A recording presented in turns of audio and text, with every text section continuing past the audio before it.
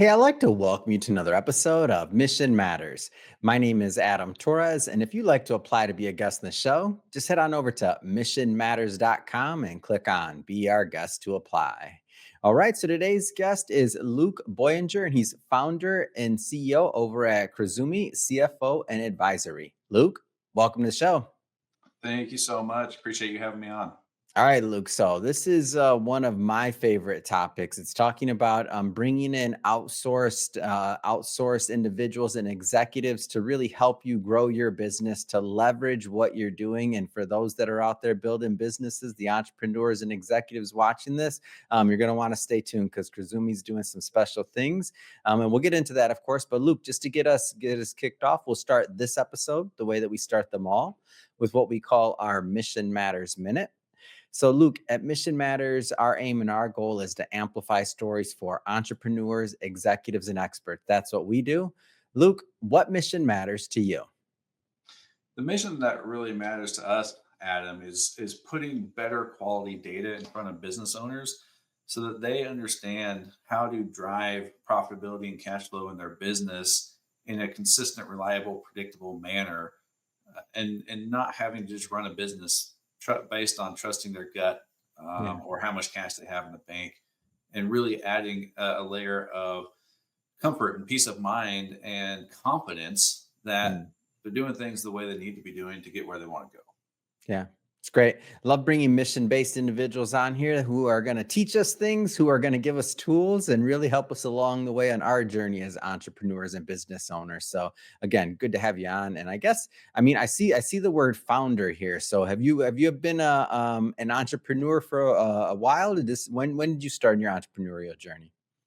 We're in year three over here at Cruzumi, getting it up and going. So I spent a long time in public accounting and corporate America before doing this, really trying to hone and develop the financial skill set that I needed to be Yeah. able to do what I do now. And about into my third year of the entrepreneurial journey now. Yeah. What about when you were younger? I'm curious. Did you ever have that itch or think that you'd be a business owner? For me, I never thought of it as like this idea of being an entrepreneur. It was something I kind of fell into. I always call myself an accidental entrepreneur. What about you?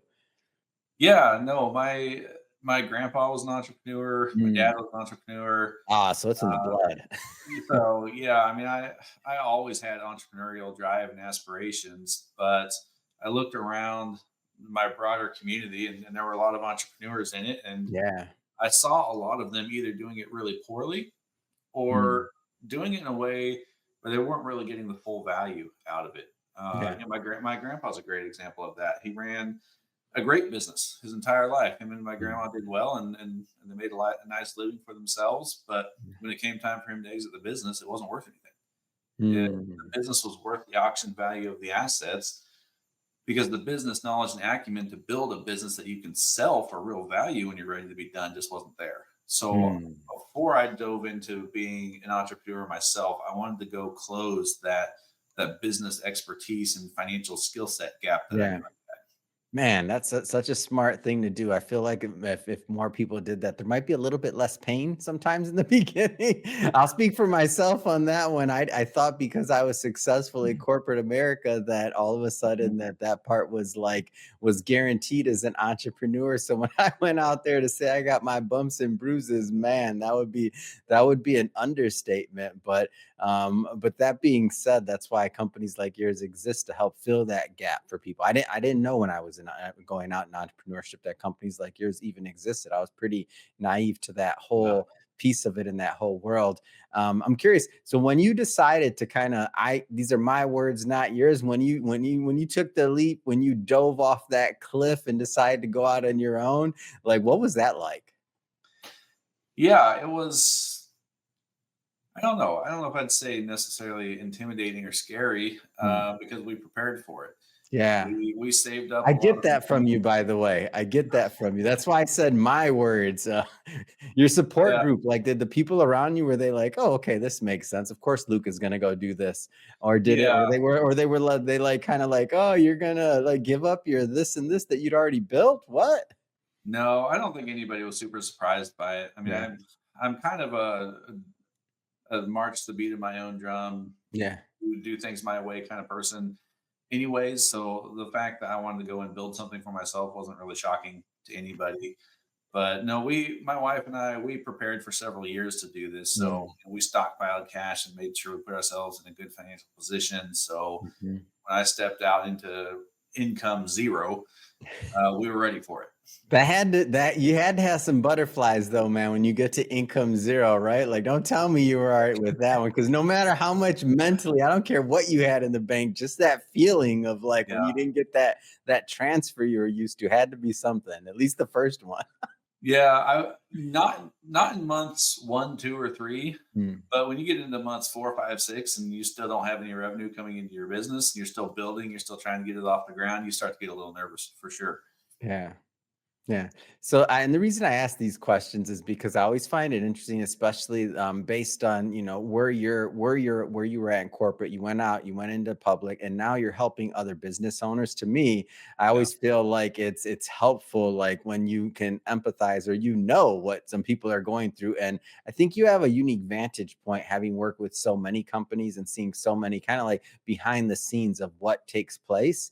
right. And so I guess before we go any further, and I got a bunch more to go into, but let's just maybe give us an overview of Cruzumi overall, CFO and advisory, and what you do. Yeah, so we're a fractional CFO firm. We're not a CPA firm, so Mhm. we stay very much in the CFO lane. We don't Yeah. do any of the traditional CPA firm stuff. We're Mhm. not going to do your bookkeeping. We're not going to do your tax return. We're not tax Yeah. strategists. We're fractional CFOs and fractional CFOs only. Mhm. And that just means that we provide CFO services to businesses on an outsourced basis at a level that makes sense for them. So if you need a CFO skill set in your business, but you don't need 40 hours a week worth of Yeah. CFO work, you don't have to go hire a full-time CFO for 300 grand a year. You Yeah. can come buy as much CFO as you need from us instead and get that skill set in a much more economic manner. Yeah. And just to circle back to what you said, so you're not replacing a CPA or an internal bookkeeper or anything that you don't even, No, it's not a competing interest. You're an added benefit to that. I'm understanding that correct, right? absolutely. Yeah. 100%. Yep. And for those that haven't, I feel like most of the people that you're targeting and or helping, as you mentioned, maybe they don't need a full-time CFO yet. If you're in that particular situation, then it's possible that you don't even know what kind of the benefits of it having a CFO are, because you've had maybe your CPA who's pretty good or great, Right. whatever. You've had your bookkeeper, and then you have yourself, and maybe you're upskilling constantly. But maybe go a little bit further into just the benefits of, for those that haven't, like, because for some that watch this is going to be the first time they're thinking about, oh wait a minute, I can actually afford a CFO. That level of like, well, what does that even mean? Yeah. Let's start kind of basic. Yeah, that's a great place to start because I talk to a lot of business owners who have full-time CFOs in their Mm, business right now. So they say, well, we don't need what you do because yeah. we already have a CFO. Yeah. And I say, well, do you have anybody in your business who does budgets, projections, forecasts, cash Mm, flow forecasting? Anybody that's building the strategic financial roadmap to get mm, you from where you are today to where you want to be in the future? mm. And so often they'll say, no, we don't have anybody that does that, but we have a full time CFO. Yeah. And it's because a lot of people with the full time CFO title out there in companies are actually really just doing accounting. Yeah. They're They recording some get and they transactions. get pulled into that sometimes, into the operational Yeah, side, even if they have the skill set. It's just, companies are growing, and right. I'm guilty. Like, you got your finance person, you just start dumping things on them, right? Yeah, And then all of a sudden the CFO's doing stuff that somebody else should be doing, even if right. they have the skill set. Continue. I just wanted to kind of stick that together. Yeah, no, you're right. That absolutely happens. We do see that sometimes, but Mhm. I would say more often we just see people who don't have a CFO skill set that Interesting. somehow inherited the CFO title and they're not doing any CFO work. Oh, So that's where we come in. We have the CFO skill set. We're not taking over the accounting. We're not processing the transactions. We're not paying the bills. We hmm. are doing the true CFO level skill Mhm. set and work. How do you inherit that title? I'm curious, like, how does that even happen? Maybe you were promoted up through to it, or like you were hired outside, or maybe like, how does that even happen? It's interesting to me to see from your vantage point. There's a number of ways it happens. Sometimes it's an employee that is a really good accountant in the Mhm. business and a highly valuable team member that goes to the business owner and says, I really want the title of CFO, Hmm. and I'm not going to be happy unless I get it. And they say, okay, well, I don't care. Here you go. Here's a title, I CFO. got it. Congratulations. Now go back and keep doing accounting, That's right? fair. That's fair. Go ahead. So that definitely happens. But there's also, I think, just a large lack of understanding of what a CFO is actually supposed to do. Mm. And most business owners aren't experts in the different types of roles within an accounting and finance Yeah. function in a business. And so someone comes to them and says, "Hey, you're a $10 million company and you don't have a CFO. You need a Mhm. CFO. You gotta get a CFO." And they're like, "Oh crap, I gotta get a CFO. Hey, you're my CFO now." Whew, okay, got that done. Now we're good to go. Yeah. It's like, well, Yeah. no, all you did was For the just org chart, right? For the org yeah, chart, yeah, yeah, right? exactly. So you can Mhm. throw titles around without actually getting the skill set you need, and that doesn't Yeah. really solve the problem.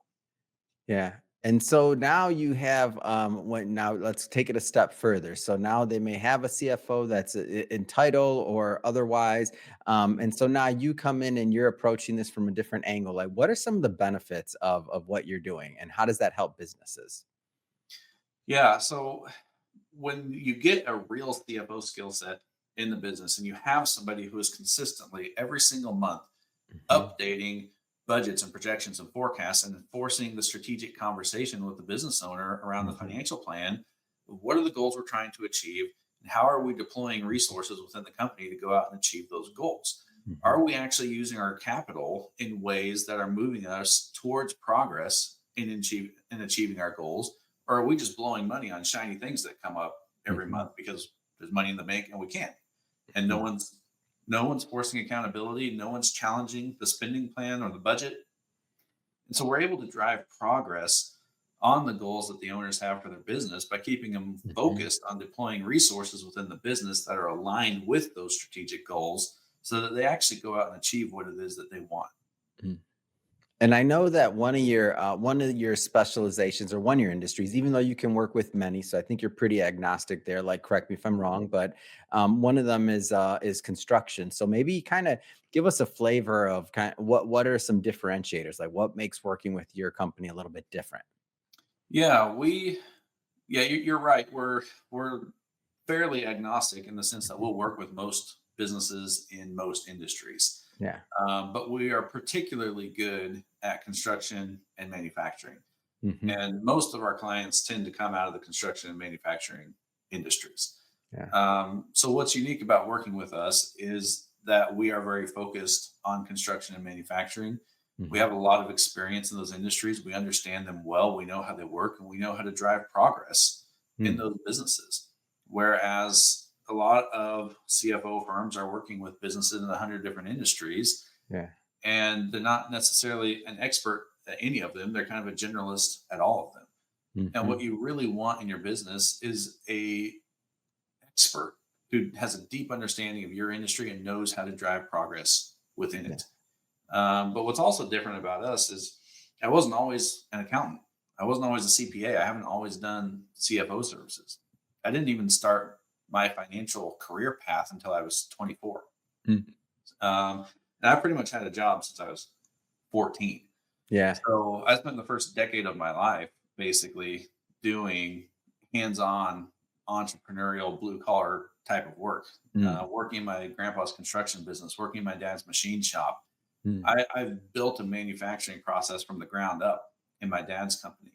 I've been in a ditch full of water at 3 a.m. Fixing a water main so that people of the local city wake up to running water in the morning, right? Yeah. I know what it looks like to go and do the type of work that these businesses are doing. I've done it myself. Mm. So when you combine that with over a decade of financial expertise working with some of the world's most sophisticated companies, Mhm. you get a CFO firm that's really well positioned to actually be able to deliver value to its clients. Mm. What are the and you mentioned can work with many industries and I understand the specialty, but what are the typically the sizes of companies that you find get the most value? And in answering that, maybe kind of throw out there and maybe unpack a little bit more the fractional model side of it. Yeah, so we're generally working with businesses in the 5 to 50 million revenue range. Mhm. We've found that tends to be a pretty good fit.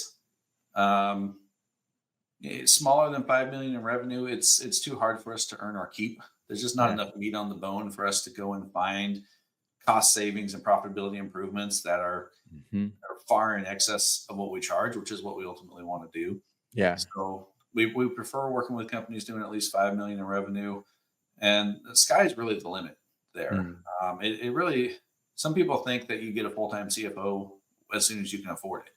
That fractional CFOs are for companies that can't afford full-time CFOs. Yeah. And I would say that's not the right perspective to have. The right perspective to have is how much CFO do I need for the stage Mm. of business that I'm in? You Yeah. might be $100 million company that's just growing organically 10% year over year with a really simple business model. And you may only have 5 to 10 hours a week worth of actual CFO work that needs to Yeah. be done. Can you Yeah. afford a full time CFO? Sure, you can probably afford a dozen of them, but Yeah. that doesn't mean you need them. So Mm. go buy what you need, not what you can afford. And that's really where the fractional model comes into play. Is it's not about what you can afford. It's about buying only as much as you require instead Mm. of wasting money on a super expensive employee and then making them do a bunch of low level crappy work that we talked about earlier Yeah. that a $60,000 a year employee can do. Yeah.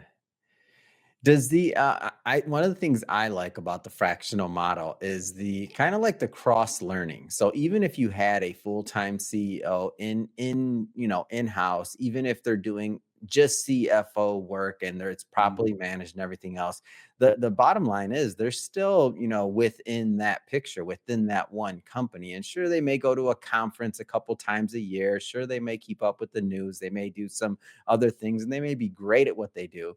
Yeah. But unless you're kind of in companies, in many companies, and unless you've seen, many, many, many different cases and different studies, like some of that cross learning that just I feel like it just happens organically. Like can you speak on that a little bit? Yeah, you're absolutely right, Adam. You go hire a full time CFO. You have a CFO who is working with you and you Mhm. only. And sure, they're going to bring some past experience with them Yep. from other companies, but you're still getting a relatively limited range of experience. Mhm. Whereas when you work with a fractional CFO is probably working with anywhere between 5 and 10 different companies at any given point in time, Yeah. and they're learning and seeing what's happening in the broader market, not even just necessarily in your region, but Mm. across the US even. What's happening in the broader economy? What are other companies doing? What are Mhm. strategies that can be deployed? And bringing that deep well of knowledge and resource and experience that they're getting from working with a lot of different companies that you get to Mm. tap into.